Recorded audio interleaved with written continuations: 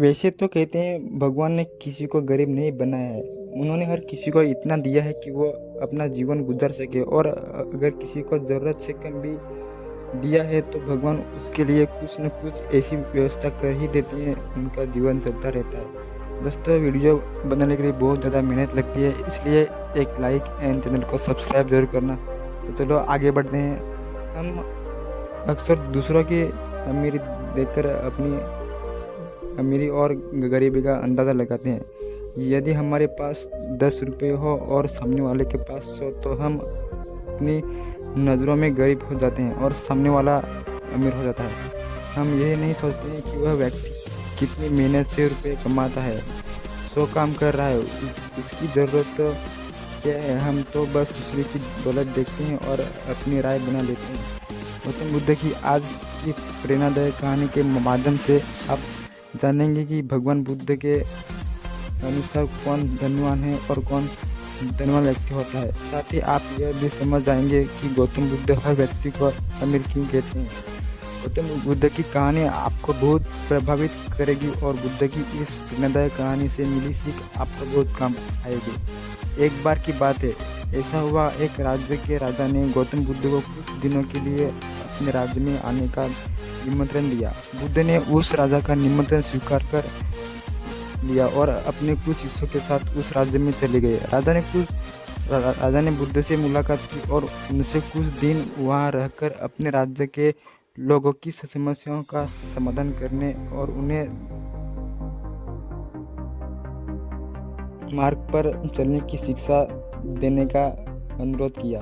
बुद्ध ने राजा की बात मान ली और इस राज्य से में 3 दिनों के लिए एक धार्मिक परिषद आयोजित करने का निर्णय लिया। गौतम बुद्ध के आगमन की खबर पूरे राज्य में फैल गई और धार्मिक सभा के पहले ही दिन बहुत से लोग आए। उसी राजा के चौराहा पर एक भिखारी बैठा रहता था। उसे भी आने की खबर थी, लेकिन वह सोचने लगा कि धर्मसभा में जाकर और यहाँ बैठकर उसे क्या मिलेगा।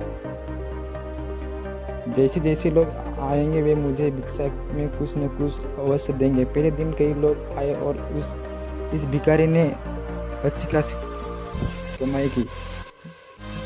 अगले दिन फिर वही क्रम जारी रहा। भिखारी ने भीख मांगने के साथ साथ यह भी देखा कि धार्मिक सभा में जाते समय लोग उदास और दुखी हो रहे थे और उन्होंने उसे कुछ दिया भी नहीं। जब वह बुद्ध से मिलकर वापस आता है तो बुद्ध खुश देखता है और खुशी खुशी भिक्षा भी देता है। यही सोचते सोचते दूसरा दिन भी बीत गया। तीसरे दिन जब बहुत कम लोग आए तो भिखारी परेशान हो गया। उसने कमाई नहीं की। उसने सोचा कि बुद्ध तो सभी का समस्याओं का समाधान दे रहे हैं, तो क्यों न मैं भी उनके पास जाऊं और अपनी गरीबी दूर करने का उपाय पूछूं। ऐसा सोचकर वह भी धर्मसभा में गया, लेकिन वहाँ लंबी कतार थी। बड़ी मुश्किल से उनकी बारी आई। बुद्ध के पास पहुंचकर उसने प्रणाम किया और कहा, प्रभु, इस गांव में सभी लोग सुखी हैं और सभी लोग धनवान तथा सुख सुविधा संपन्न है, फिर मैं गरीब क्यों? तुम गरीब हो क्योंकि तुम हमेशा दूसरों से मांगते रहते हो, लेकिन कभी को कुछ नहीं देते हो। भगवान बुद्ध ने उस भिखारी को देखा। आपको लगता है कि लोग तुम्हें भीख में बहुत सारा धन देंगे, लेकिन आप किसी को बदले में कुछ भी नहीं देना चाहेंगे। यह सुनकर भिखारी बड़े आश्चर्य से बोला, हे प्रभु, क्या मैं लोगों को कुछ दूंगा? मैं भीख मांगकर ही गुजारा करता हूँ। मेरे पास देने को आखिर है क्या? कुछ देर के लिए चुप हो गए और कुछ देर रुककर बोले, तुम बहुत मूर्ख हो। भगवान ने तुम्हें और हम सभी को किसी को देने या दूसरों के साथ बांटने के लिए बहुत कुछ दिया है।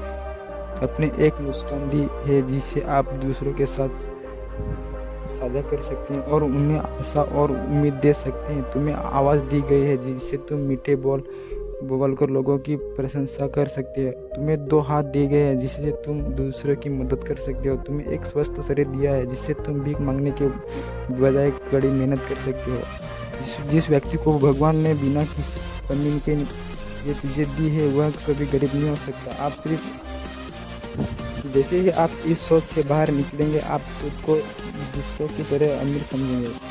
तो आपकी ज़िंदगी भी बेहतर हो जाएगी। दूसरों की खुशी देखकर अपनी तुलना दूसरों से न करें। भगवान ने सभी को अमीर बनाए, बस ज़रूरत है तो अपनी सोच सुधारने की। भगवान बुद्ध की बातें सुनकर मनुष्य को अपने जीवन का मूल्य समझ में आया और वह उनके द्वारा दी गई शिक्षाओं के अनुसार अपना जीवन जीने लगा।